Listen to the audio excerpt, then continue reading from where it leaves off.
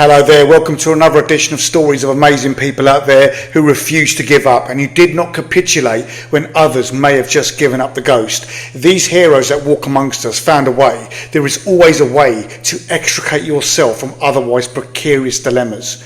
This particular story is not only captivating, but it embodies the very essence of reaching in and finding that fire within all of us and holding it aloft as a beacon of your will to survive, your desire to fight against the odds and to live to fight another day, even if the Grim Reaper is tapping his watch and calling time on events.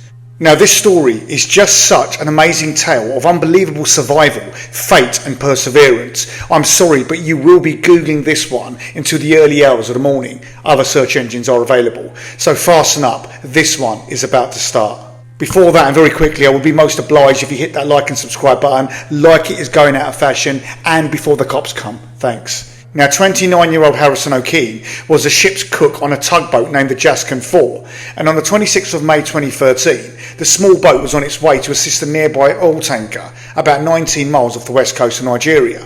Now, sadly, the 12-man crew didn't know it at the time, but the small boat was sailing to its doom. Just before 5 a.m, driving rain and crushing waves of the Atlantic swept over the Jaskin 4 as the tugboat navigated through turbulent black waters. And then from nowhere, a rogue wave snapped the tugboat's tie line and flipped it over. And then within moments, the boat suddenly started to capsize. It was going down, and there was nothing anyone could do to stop it. Okene was in the bathroom in his underwear at the time, and after hearing the wave crashing, he opened the door and saw several of his crewmates being sucked into the sea. He was also then pulled down the hallway as the boat began to sink further and further into the depths of the murky sea. He then tried to reach an emergency exit hatch, but it failed to open, and the boat quickly began to fill with water, with Okene still trapped inside. He then began rushing through the ship, but found many of the doors had been previously locked so as to prevent pirates from entering. It was then that he became trapped inside a toilet in the officers' cabins as water poured into the ship, and he could not escape as the ship began to sink to the bottom of the sea. Yeah, that has got to be up there with one of your worst nightmares. What the hell are you supposed to do in that situation? Trapped in the toilet as your boat starts to flounder. Well, Okene had this same thought process, but he was actually living this horrific scenario. He had no other means of escape, and instead he suddenly found himself trapped within a 4 square foot bubble of air in what was rapidly becoming his tomb. Yes, by some stroke of luck, an air pocket stayed intact inside the toilet under the water where he was trapped, an air bubble that could easily have filled with water at any given time. Now, how it did not fill with water is anyone's guess. It really is. The boat was now sinking further and further to the murky depths, some 100 foot down to the seabed, and with everyone on board perishing, but with Okene still trapped inside as the boat kept on sinking into the abyss and to the point of no return. Okene was frightened, desperate, and knew that his chances of survival were getting slimmer as the hours ticked by. Then after 3 days, he had nearly given up all hope of ever surviving this ordeal. I mean, it didn't look too clever, as he was sat in an air bubble 100 foot below the surface. There is grim, and then there's this situation. Okene then stayed in that same position for hours, which then became days, and on one day he used a rope to navigate his way through the underwater maze to try and reach the surface, but at 100 foot below the surface he always knew that there was no chance he could make it, and he quickly returned to his air pocket. Over days 1 and 2, he was exhausted, scared, cold, and in pitch black darkness, and not knowing how much longer he could keep going. Okene said that parts of his skin were peeling away after days soaking in the salt water, and later he said that he was so hungry, but mostly so thirsty, but the salt water took the skin off of his tongue.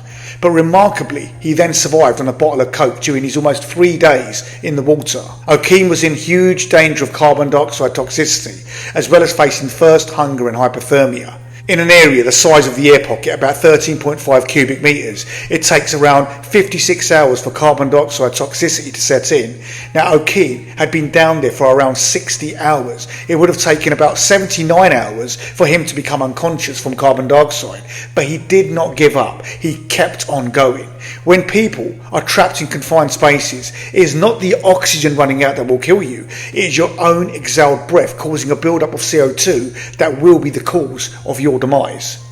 Furthermore, the temperature of the water at a 30-metre depth can lower one's body temperature to lethal levels within minutes to hours, so Okene was in as bad a situation as you could possibly imagine. But when you think you are beaten, then you can always dig deep and give another 20 or 30%, and Okene just knew this subconsciously. He prayed a lot, he said. He kept hoping for some divine intervention in an otherwise unforgiving situation. Then, it was on the third day when he was still trapped in a small air bubble with the water up to his waist in the toilet of the sunken boat 100 horrifying feet underwater, he suddenly heard a knock, and then he saw a beam of light in the darkness. It was the hammer and the torches of some divers who were working on the surface of the ship outside where he was trapped, and this was as part of a mission to find out what had happened to the capsized boat and to recover the dead bodies of those who had perished. In fact, Okene had been only one of 12 crew members who had perished during that fateful incident. As the divers entered his little cubicle where he was trapped, Okene said he reached out and gently tapped one of the drivers on the arm, attempting to not scare him, and it could not be believed that he was still alive. The divers did not expect to find a survivor at that depth, submerged in water and days after the incident, as prior to discovering Okene, the divers had already found and recovered the bodies of 3 of his colleagues that had perished during the incident. When the diver came, I was just crying, Okene said. I cried my eyes out. Such was the relief at being found when I thought it was coming to the end for me. Okene was then given diving gear and was helped and supported to the surface and into a decompression chamber where he had to spend 60 hours, or otherwise the rescue mission would have been doomed. Okene had been underwater so long that his body pressure needed to slowly return to normal to ward off any potentially fatal exposure to regular air pressure. Along with this, and after being underwater at that depth for so long, his body had absorbed a large quantity of nitrogen. Okene had been at depths that should have killed him in a situation that took the lives of everyone else on board. Now, a spokesman at the time said, "Vessels do sink and people do die, but to find someone alive after so long does not happen." He said he'd never heard of it happening before. This truly was a miracle and one of sheer guts and fortitude from Okene. Later, Okene told reporters, "Before we knew we were sinking, we had been sailing for many years. We knew the sea. We had never had any issues before. I was struggling to stay alive, wondering how long the air pocket would last me. I was thinking about my family, my wife. What would happen now? How would she live? How would I get out? Thinking about my life as well," he said.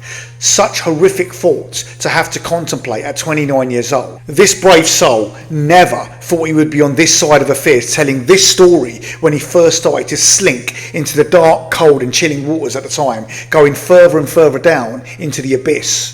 Now this is just flipping insane. It's incredible. I mean, how? What would you even be thinking at that material time as you sunk deeper and deeper into the sea? Okene not only has nerves of steel, but a heart made of the stern stuff. What character, what resilience, what an impossible story of survival. He is a modern day gladiator.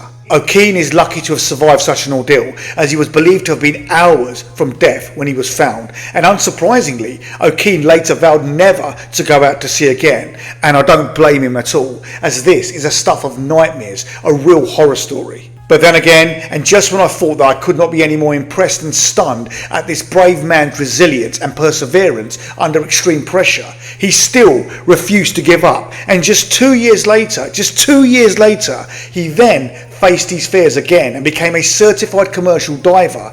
And in an unbelievable full circle moment, the diver who rescued him was the man who handed him his diploma, and this marked a turning point in Okene's life. Harrison Okene, you will forever be a legend in my book, and your tale of survival is right up there, man, right up there for me. Gladiator, I salute you, I really do. Just blooming amazing. Guys, off to have a cup of tea. I think I need one after that story. I'll catch you later on. Cheers.